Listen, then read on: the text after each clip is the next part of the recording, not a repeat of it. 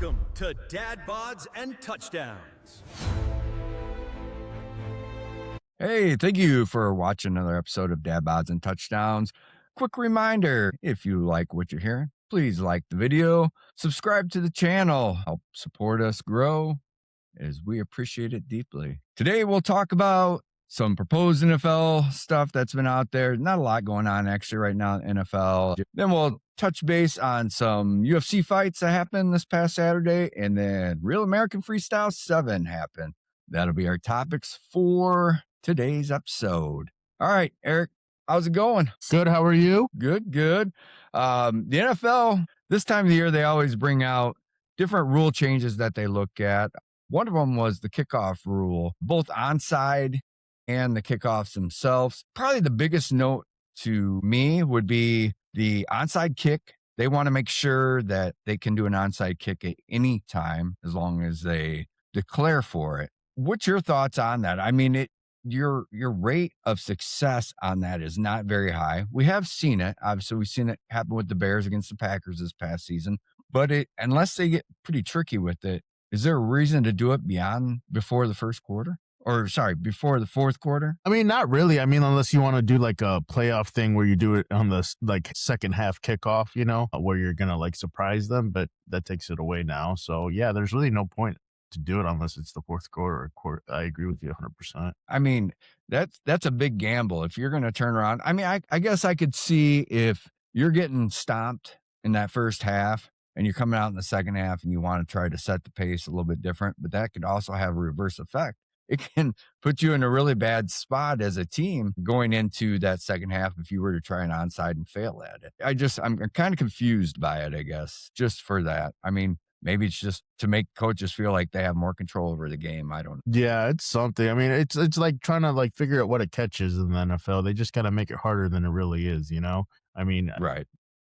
The term should be set and people need to stop trying to change it, unless it's really going to benefit the game. And I don't think that will benefit the game. Right. And the other thing that they're proposing when it comes to kickoffs is if it's kicked out of bounds, they want to go to the 50-yard line with it. That would be a big deal, I think, personally, because if you look at somebody like the Cowboys who has a field goal kicker that if you're at the 50-yard line, you're going to take a chance of kicking it because now it's a 67-yard kick that there's a big possibility he can get. You know what I mean? I'm kind of mixed.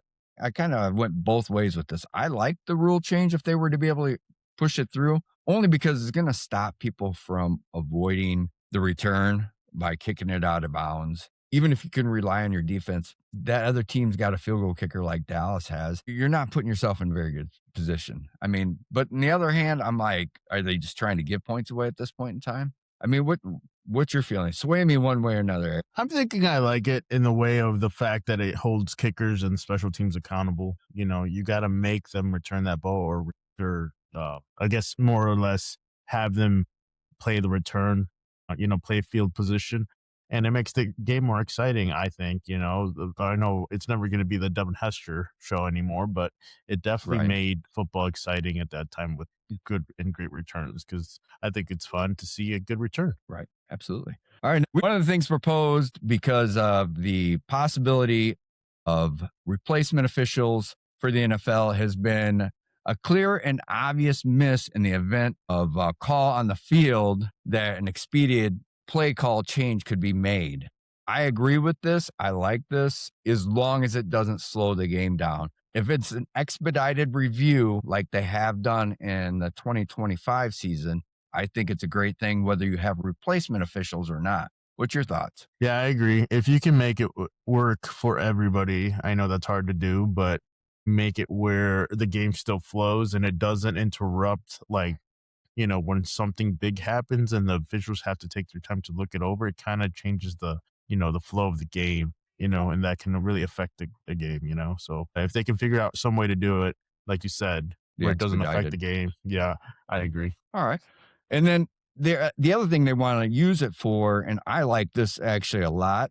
I think that because we've seen it go both ways. I know in college football they use this, and I think it's great, but they also want to use it for advice, for field disqualifications for players. If you think about it, even on the sidelines, what happened with DK Metcalf last season during that Steelers-Lions game, where DK ended up getting suspended for 2 games after the fact, or actually probably should have been gone from that game to begin with.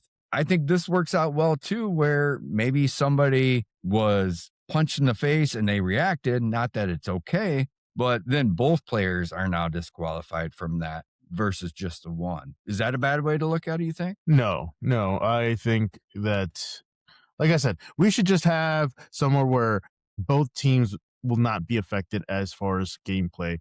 It just, like I said, the thing needs to be, it's hard to do, obviously, but we need to have it where it just makes it easy flow for everybody. Because, I mean, if it sways the momentum of the game, it just ruins everything. You know what I mean? Absolutely. Yeah. And I mean, I look at it like how when the XFL came back, remember how Dean Blandino was up there and he was like the head of officiating. When there was a play on the field that he seen and he looked at it real quick, he sent that signal down like, hey, yeah, this is what happened and you need to make this call or you need to change this call. Something expedited like that, I think is great for the game. I really do, because listen, we all know that there's players that get under players' skin and do stuff purposely to get them to react. We've seen it last year with Dixon and Luther Burden. I mean, Luther Burden grabbing hold of Dixon wasn't because Luther Burden was just doing it out of that. It was because Dixon was freaking pushing him and actually put his hands up into his face mask. So these kind of things would help settle a little bit. In the same return, neither one of those players were kicked out of the game. So it may lead to where they are, Yeah. I guess there's plus and minuses about it, Side note, that photo that they got is one of my favorites of it's beautiful. It is Burden beautiful. choking the shit out of him. I love that. You know what? A lot of Packer fans, I think, actually like that one, only because if you read up, a lot of Packer fans are not Dixon fans, so they wished him away. It didn't happen for him, but anyway. All right, the other one that's been proposed is the Cleveland Browns have proposed to allow teams to trade draft picks up to 5 years into the future. Currently, you can trade up to 3 years. I mean, is that something that you think is valuable to a team or could really affect the team and their growth potential later on by making a bad trade? I know it's on the team not to do that, but it's on the NFL, I think, to make sure that it doesn't happen too. All right. Are we really going to let the Browns of any fucking team pick that kind of shit? That's ridiculous. It's like giving a gambling addict their mortgage to gamble away. Like, it's just not a smart idea. I'm sorry. Like, you can't do that. There should be a better system. They're probably like what we have now, I feel like is fine. I think 5 years is way beyond what. Yeah. Right. And I think that can really devastate a team, to be quite honest with you, when it comes down Oh, to 100%. a bad GM. And we've seen this happen. A bad GM makes a bad call and he's fired 2 years later. And now you got a new GM coming in who's got no draft picks, a first round draft picks for 3 years. I mean, it could happen. It could happen if you allow it. I don't like that. The other portion of that, though, that I do like is shortening the time from 10 minutes to 8 minutes. I think that's a great idea. I can tell you, most of those guys know that who they're going to pick. You know what I mean? I would say probably, would you agree to say probably 90% of the time that team already knows who they're going to draft? They're just sitting on the time. Oh, yeah. I mean, it's for the NFL to get their freaking commercials in and their sponsors in and all that, because remember when still the get Bears, it with 8 minutes, though. No, I know, but I'm just telling you, it's like, it's a part of the programming. I don't know if that's what the major deal is, but remember the Bears already knew who they were drafting when they got Caleb, but the NFL was like, wait, so hold on to the excitement. I don't know if the NFL will let that happen. I mean, I love the draft to be fair, but there is a lot of commercials and a lot of BS in the. Yeah, definitely. All right, let's move on. Skip Bayless, which I have to be honest before I even say anything, I am not a Skip Bayless fan at all, and it's not going to have a positive swing on anything with me. But he's jumped into this whole, Caleb Williams trying to copyright the Iceman, and he is dead set against it because of George Gervin. I have my feelings on it. I'll tell you what. What's your feelings on it? I mean, I don't know if you're a Skip Bayless fan or not. So no, it was more that these broadcasters and and like Dan Orlovsky and all these fuckers can just say whatever the fuck they want, and nobody they're like, oh, we're just, they're playing the fucking, what's the word I'm looking for?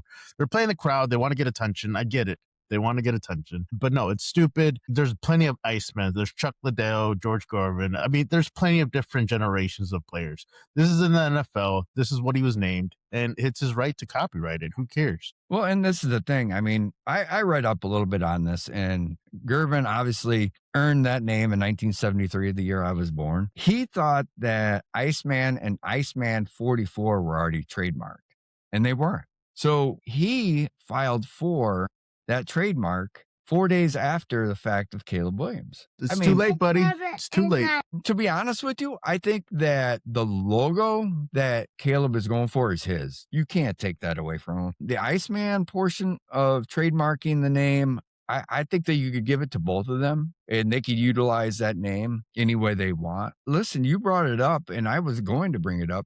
If you really want to get technical, the man who's known as, when I think of the Iceman, I think of Chuck Liddell. And I mean, I'm a USC fan. And that man to me has always been the Iceman, the Iceman, Chuck Liddell. So if anybody's got a gripe, considering he put in a trademark for that back in 2023 and still hasn't gotten it, if anybody's got a gripe, wouldn't it be him? Yeah, I didn't know he put in one for him. I didn't look. I just thought of it, but I just think it's dumb that people can fight about that. I mean, give him the 44 Iceman 44. Give Caleb Williams the NFL rights. I mean, I think it's kind of stupid to argue over something like that.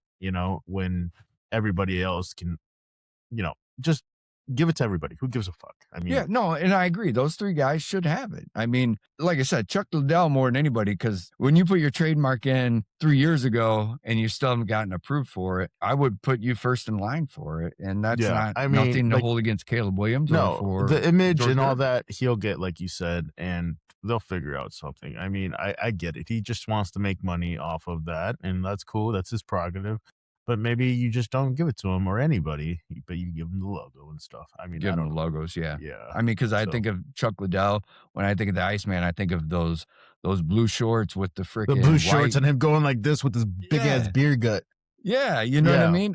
So how did that man ever be? That's just because he had some solid fists. I mean, you had God. Tito Ortiz, who had great wrestling, great ground game, good on his feet, and couldn't beat Chuck. So, I mean, not until Chuck was so out of shape and old that he finally was able to beat Chuck. So, but anyway, that's just my feeling on it. I think that Skip Bayless is Skip Bayless, and Shannon Sharp was so smart to get away from him. Oh, 100%. He just got away from that. And I mean, like I said, those guys just play the crowd and they say whatever they have to say just so they can get a reaction. And I get it. It gets attention, but I mean, I think it's stupid. Speaking of getting attention, Eric, Tom Brady admitted that he inquired about returning to the NFL as a player. The league was not a fan of the decision because they actually have a rule that they implemented in 2023 that strictly prohibited active players from holding equity in a franchise to play again. And obviously, Brady has ownership in the Raiders, and I'm guessing that's what he was trying to do, was go back to the Raiders. I mean, First of all, let me ask you this. We watched him in the flag football, right? Yeah. To be honest with you, I was impressed watching him rip the ball still and still be very accurate. I mean, do you think he could do it?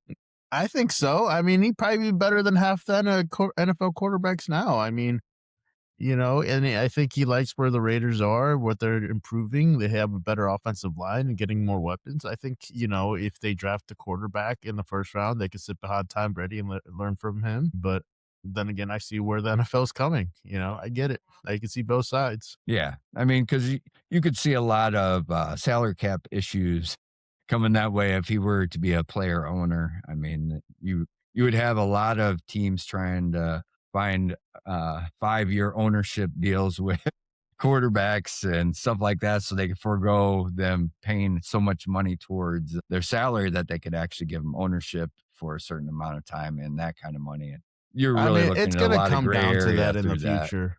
I think it's Yeah, but going to that's a come lot down of to that gray in the area. future. I know, but I mean, look at Patrick Mahomes. He basically owns all of Kansas City. I mean, it Yeah. just, But so it's he's been just, smart enough not to try to own parts of the Chiefs because he couldn't he play for will. them. He will. Don't worry. He will.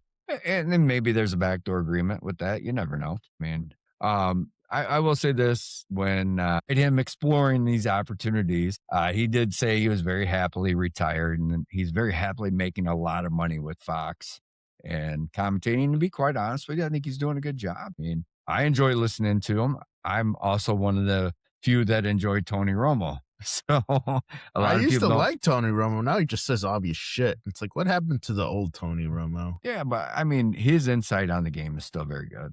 And That's so all right. is Tom Brady's. I enjoy both of theirs. I agree. And Greg I Olson, enjoy I the think, is my favorite though. Greg Olson is up there, and then yeah, but Tom Brady, I mean, he's one of my favorite only because he's a Caleb Williams fan and he doesn't sit there and bash him. So well, yeah, fair. but Isn't that fair? some of those commentators just try to get the low hanging fruit, and it's stupid. Yeah. Well, that's your favorite though, is the low hanging fruit, We'll right? go. Yeah, I like balls. Shut up. No, I just, you'll give me another tangent about those commentators harping on my quarterback like that. I mean, but I enjoy the comeback that Caleb Williams said to Skip, and he put like the definition of stole, and I just like, yes, I enjoy this. I like that he claps Yeah. back at people. I like it a I lot. do to a point. He should be blocking some of it out though. He's got other important things to worry about than what somebody like Skip Bayless would think. Oh yeah, That's just but my I opinion. still like it. He stands on his business. All right. Speaking of Bears quarterbacks, there was an undrafted quarterback on the Bears practice squad 2024. They actually waived him in 2025. Austin Reed breaks a single game throwing yardage record for the Dallas Renegades this past Saturday. Eric, he's got a lot of stuff behind him. You know, he started off at Southern Illinois. He went from there to Western Florida, which is a D2 school.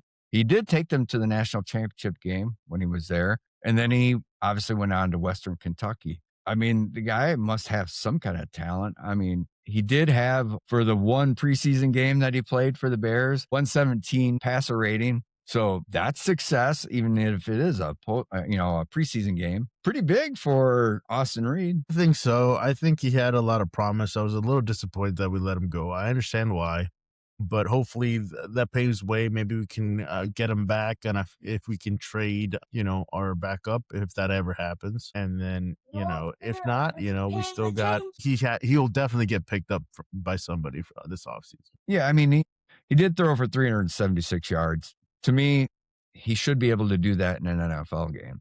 That would be my only concern. Not taking anything away from that league, but if he's got NFL potential, I mean, we've seen the lights of like AJ McCarron, who was with Cincinnati as a backup, then obviously went on to the St. Louis Battlehawks and had a lot of success there, but still not to the level of success that he would on an NFL or should have had on an NFL team. No, So I don't disagree, but I think I'm not he's trying to take valid. anything away from him. He's a young kid still, but see what happens. Obviously, a great game for him. No, yeah, I think you have to dominate those games in that kind of level of play. It shows that he can't play somewhere else because it levels off. Right. No, absolutely. All right, let's go on to the UFC Fight Night card. Listen, I'm going to call it before I even start. Eric did a great job of posting our picks on TikTok, which we will be doing every week when there's a UFC fight. That we're currently off the NFL season, so we'll cover everything on Sunday as far as results go. But not a very good start for me for picks as far as on this format. I was 2-4. It's probably the worst I've ever been on picks. I'll eat it though. That's the way it goes. You can't be great all the time like I am when it comes to picks. But and Eric was 3 for 3. And Eric questioned me on one of them that I should have listened to him and I would have been 3-3, but I didn't. I kind of went with a gut feeling that I was wrong. All right. But for the main card, Terrence McKinney over Kyle Nelson by TKO in the first. You had I'm not going to freaking Yosari is what I'm going to say, against Abdul Malik KO in the third round. You had Douglas over Rosa by knockout in the first round. Chisa, just over a minute, submitted Nico Price. Grasso with an insane knockout in the first round of Macy Barber. And then we had Joe Pfeiffer, who knocked out Israel Asanya in the second round due to punches. Eric, let's talk a little bit about the co and the main. I'll start off with the co, and then you can start off when it comes to the main. That co-main, to me, I was expecting Barber to be better. I'll just be honest with you. I know Grasso's got great hands. She's a great boxer. You could see once that fight started how much better Grasso was on her feet than Barber. I mean, the combinations that she was landing, and Barber would walk right into him. I mean, credit to her, no fear. She didn't care what the hands were for Grasso was. She was going to go in there and throw with her. And she had a couple nice punches, but she was nowhere close to ever being in that fight. I mean, Grasso was, just levels above Barber when it came to her hands. And that knockout, what a shot. And to transition right from that to that rear naked choke, holy cow. Great win for Grasso. What's your take on it? Oh, 100%. I really was questioning her championship, like her caliber as a champion. I didn't know if she still had that in her. I was questioning it. That's why I went with Barber. I thought Barber was going to go in the wrestle because Grasso can't wrestle. She can't, that's how she got beat or has been beat. I just didn't think that Grasso was going to be back, but I guess she had some injuries and that's what she said. And maybe that's what it was. And it was good to see her bounce back, especially at that fashion, to show she can still be a champion. Right. Absolutely. What's your thoughts on the main? A main event, everybody was talking about Joe Pfeiffer, talking about how he's a different person. He's not the same killer, this and that. But I was like, guys, there's no way he doesn't win that fight, even though I didn't pick him because I was, but I felt like he would win because Adesanya just doesn't have it in anymore. I don't feel like he has that hunger. He's 38 years old and, Joe has those strong hands and that's what he was going for. And once he got him down, he completely just ground and pounded him. Yeah. What I noticed more than anything, and I noticed it pretty quick, was the speed difference. I don't think I've seen Israel so slow. To be honest with you, Pfeiffer made him look slow. He had some nice shots they landed at first, but when they hit that second round, it was like two different fighters out there. To me, that second round didn't look like Israel should have been even in that fight with them.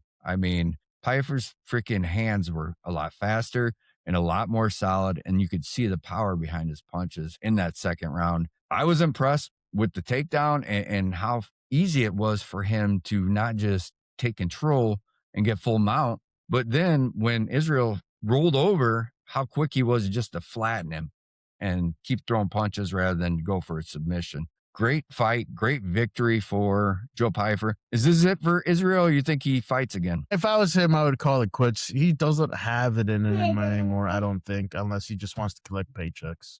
Yeah, I agree. I kind of thought the same thing. As his heart did not seem to be with it. We've seen him at his best. We've been very fortunate to watch his rise from, start to where he's at now. It kind of reminds me of the time turning because I remember watching him fight Anderson Silva and thinking to myself, Anderson Silva doesn't belong in the octagon with this guy at this point in time because Anderson was too old and had slowed down too much to fight Israel Adesanya. Now, a prime Israel against a prime Anderson, I would have loved to have seen one day, but that's kind of what I think of Israel Adesanya now, is that he's at that point in his career where Anderson Silva was when he fought him. Oh, 100%. I just think it's time for him to pass the torch and maybe coach or just stay in the game, but he's just not that guy anymore. Right. I agree. All right. Another great event that happened this past week. Real American Freestyle 7 in Tampa. A lot of results there. I'll read them off. We had Giant DeJulius over Connor Beebe, 9-6. You had Trent Hidlay over Pat Downey, tech fall, which shocked me, to be quite honest with you. Pat Downey is that's the only one I got wrong, by the way. Hidlay was freaking insane. You had Jason Knopf over David Misnarov by tech fall, 10-0. You had Sinclair over Kahidir, 9-4. You had Bo Bassett over Vladimir, tech fall, Wyatt Hendrickson over Trent Helger via points, 6-2. Kennedy Blades just manhandled Molina, 11-0. You had Kyle Snyder win the heavyweight championship over Ahmed, 3-3. That was on criteria. Then you had Kyle Dake defeat Parker Kochek via points, 7-1. And then Colby Covington over Dylan Donis, tech fall. And at the middleweight, which we were all looking forward to, Arman against Giorgio. Arman won that one, 9-3. Eric, what was your take on that main event? Let's hear it. I think it was very well. Arman kept his composure. He dominated. Giorgio just had no answer with that last throw that he had. It was just, that was it. I enjoyed it. Yeah, I thought it was very, very tame. Both guys kept their composures very much. I think that it was a lot better than what they did the first time they seen each other. I think there was a lot more respect, though, too, between the two. I think that obviously we've seen that at the end of the match. They both, sportsmanship was there, and that's what wrestling is about, is sportsmanship, discipline. And we've seen that, I think, out of both of them at the end of that match. I did love the fact that he's like, hey, I want my money, though, for taking him down. And he deserves that money, even though he doesn't need it. We all know that he's a billionaire, so he doesn't have to worry about that money. But I agree with you, very tame. And you know what? I thought it was good on the level of a competition. They're both very competitive with each other, and I enjoyed watching that. Yeah, I agree. I mean, it's surprising to have a TikTok shooter like Giorgio wrestle to almost caliber like Arman. I'm not saying Arman's like world champion caliber, but he's very good. Yeah, I agree. All right, I want to talk about Bo Bassett versus Vladimir. You're talking Vladimir's a world champ. You know what I mean? Bo Bassett goes in there and techs him. All right. This kid is on another level. I mean, he really is. We talked a lot about, I know through our texts, and I talk a lot with my son, Jordan, about Jax Forrest. All right. And how great he is. Bo Bassett might be better. He might be better. His motor is insane. And what he does to these, he's not wrestling nobodies. You know what I mean? He's wrestling guys that are on a world level and beating them. I understand that freestyle is different than folk style, which he'll be wrestling in college. But, I mean, what's your feeling? I mean, there's a possibility he may redshirt next year. There's that possibility at Virginia Tech. But if he doesn't, Eric, does he win a national championship, you think, next year? Yeah, there's no way he doesn't. I mean, this guy is wrestling men, not children, not people his age. There's no way. I don't think there's a way he doesn't. I mean, he could maybe be the next, I can't think of his name now. Penn State's Cal Sanderson. I mean, he could probably be better than him. I mean, you don't see that kind of caliber. I mean, we saw freshmen win the NCAAs this year. We saw 3 of them from Oklahoma. I mean, sorry, 2 from Oklahoma State. Yeah, but it's capable. These new kids, I mean, they have different mindsets. Nothing phases them. They've been a part of everything, and they're ready for any kind of competition. Absolutely. Kennedy Blades, is she the best U.S.-born female wrestler of all time? I mean, she's got natural hips. She's very fluent with her movement. I mean, she could probably compete with some men in the college level. Yeah, I 100% think she is. It was funny to see her suplex a reporter. I don't know if you had a chance to see that. That was pretty funny. Yeah. But yeah, I think she definitely is a top tier female wrestler for sure. They're having problems finding people to wrestle her in Real American Freestyle. Hopefully we can get some females to step up. There are some really good female wrestlers out there. Obviously, local here, you have Mir, who wrestled for North Central College out of Naperville. And then, you had Gomez. I mean, she's a local, born and raised up in the Chicagoland area. There's some solid female wrestlers that can come up and step up that come out of my mind automatically. It'll be interesting to see. Give it another 3 to 4 years, and there's going to be another tier of women wrestlers for sure, because it's picking up a lot. Without a doubt. All right. Kyle Dake versus Parker Keckheisen. I mispronounced his name when I said it because I was reading it. And I do know who he is. I know he was an All-American, 4-time All-American. But I want to say something about that. Kyle Dake is obviously one of the greatest ever to wrestle for the United States. His defensive ability is insane. I mean, the way that he was taking on the shots that he was taking and keeping the head essentially between his legs and to keep anything from happening. What an insane wrestler. I mean, I don't even know what to say. I really don't. I'm almost speechless watching him. Well, I still remember him coming out, his senior year, coming out of Cornell. I mean, he was on a different level. His motor, just his overall strength. I mean, I'm sure people, I mean, unless you saw it, you would know, but he's still getting better. I mean, even at, what is he, like 32 or something like that, 34? Yeah. He's still proven that he's still at that high caliber. I wish I could watch our boy Jordan Burrow go wrestle, but I don't think I think he's done, but You that never would be know. great to see. You never know. One quick thing about Real American Freestyle. You had Wyatt Hendrickson, obviously retained his belt, and he made a call out of Tristan Wirfs. Tristan Wirfs is 340 pounds of man, and he's the size difference between those two when they both got up there and were talking was like, holy shit. Is that something that maybe is going to happen? Are we going to see Tristan hasn't wrestled since he was in freaking high school, dude. I don't know. Yeah, but does he do it? I mean, I guess if the price is right, I don't know, man.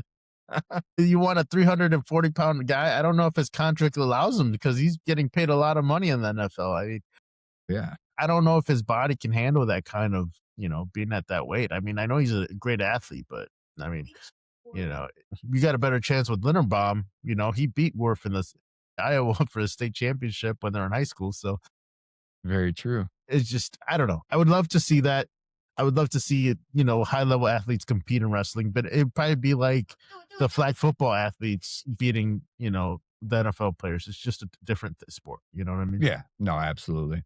Speaking of, Gable Steveson signed with Real American Freestyle to do 3 matches. The reason why I bring that up is because of the name we just talked about, Wyatt Hendrickson. And one of the things Wyatt said was, I'd like to see him get a couple matches before we wrestle. I'm sure he would, because he doesn't want to lose that belt. I do think that Gable is on a new level of where he is when it comes to MMA. I also don't think he's lost anything when it comes to the mat.